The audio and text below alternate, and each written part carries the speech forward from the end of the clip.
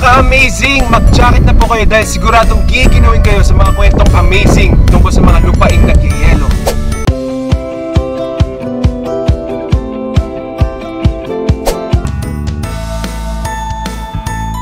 Ipapasyal tayo ni na Angie, Chena at Kaina sa mga islang nasa kalagitnaan ng Arctic Ocean. Matatagpuan sa pagitan ng Norway at North Pole, ang mga isla ng Svalbard ay kilala sa pagkakaroon ng extreme climate, polar bears at glaciers. Kung ngayon ay papuntang summer na sa Pilipinas, doon winter pa rin. Tumatagal kasi ito ng mula 5 hanggang 7 buwan. Grabe. Kung mapapansin nyo, madilim sa background. Ganyan po 24/7. At ngayon po ay, anong oras na? It's 13:04. Alauna na ng hapon. Yeah. Pero madilim pa rin siya. Para sa akin, mas mahirap talaga ang winter kasi nga medyo depressing siya. You experience 24 hours darkness. The only thing that I like about winter is that there is Northern Lights. Ang Dancing Wave of Northern Lights o Aurora Borealis ang isa sa inaabangan ng mga residente at turista sa Svalbard tuwing winter. It was the best Northern Lights show I've ever seen in my whole life. It always feels like the first time. Yeah. Every time you see like one that is very strong. We were even like almost crying and screaming because it was really extraordinary. Yeah. Fun fact tungkol sa Svalbard, mas maraming polar bears dito kaysa sa tao. Ipinagbabawal dito ang pangangaso ng polar bear na isa ng endangered species. Yung latest ay yung pumunta ako up north. Nag-sail kami up north of Svalbard. Nakakita din kami ng 1 mother and 2 polar bear cubs. So that was amazing to see polar bears in their natural habitat. In the summertime, you can also see some walruses by the shore, but that doesn't happen very often. Kung mapapansin nyo, wala ring puno rito. Imposible raw lumago ang mga halaman dahil sa limited sunlight.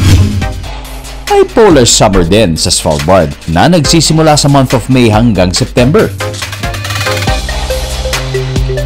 Walang sunset for 4 months. Kahit hating gabi na, may araw pa rin. Kapag summer, I like going to boat trips and I like hiking. Or go Arctic dipping. Yeah. Yeah. We dip into the cold water of Svalbard. Hindi matatawaran ang ganda ng kalikasan. Frozen bubbles sa frozen lake sa Alberta, Canada, dinudumog dahil sa ganda. Pero sa likod ng kagandahan, may matindi palang banta sa kalikasan. Kanina mo pala kayo nandyan, bakit hindi kayo nagsasabi? Alos tumawid kami ng bundok. Popular na atraksyon pag winter ang Lake Abraham sa Alberta, Canada. Paligid pa lang ng lawa, Instagram-worthy na.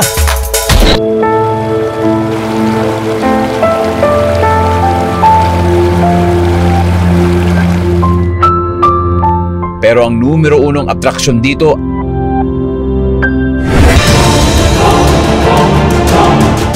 ang frozen methane bubbles sa ilalim ng nagyayelong lawa.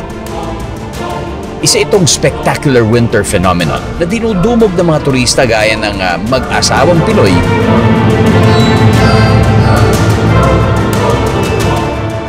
na sina Larry at Emily Veloso ng Calgary sa Canada.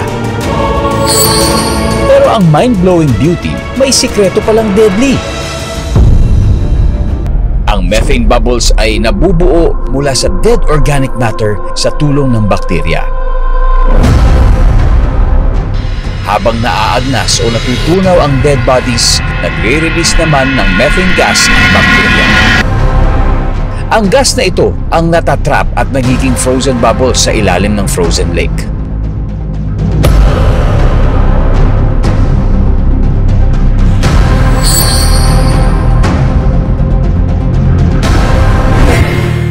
Pero pagsapit ng spring, nalulusaw ang yelo at nare-release sa atmosphere ang methane gas.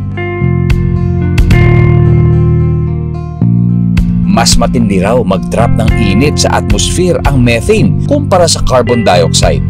Kaya mas malala ang kontribusyon nito sa global warming. Kaya kung may chance kang makita ang frozen bubbles sa Alberta, Canada, sige lang, enjoyin mo ang frozen bubbles.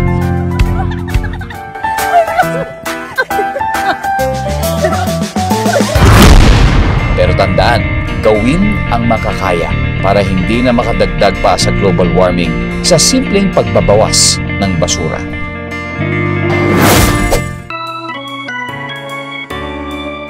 Waterfall sa Antarctica, kulay dugo ang dumadaloy na tubig. Ano ang katotohanan sa misteryong isang siglo nang hinahanapan ng kasagutan? Ito ang Taylor Glacier sa Taylor Valley sa Antarctica. Most shocking feature ng nagyayalong kontinente. Ang Blood Falls.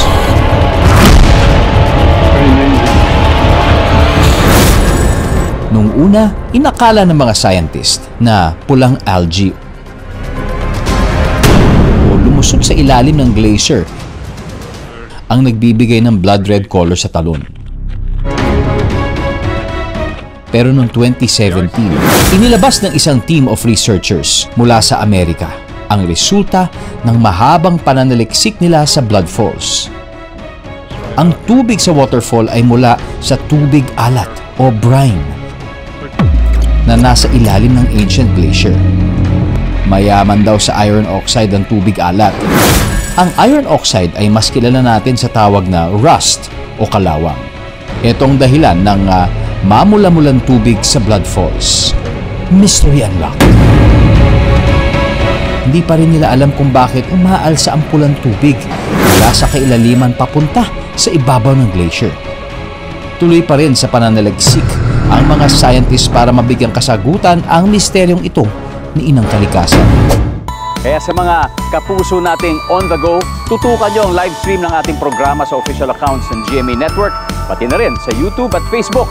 At mag-comment din kayo sa ating mga kwentong amazing.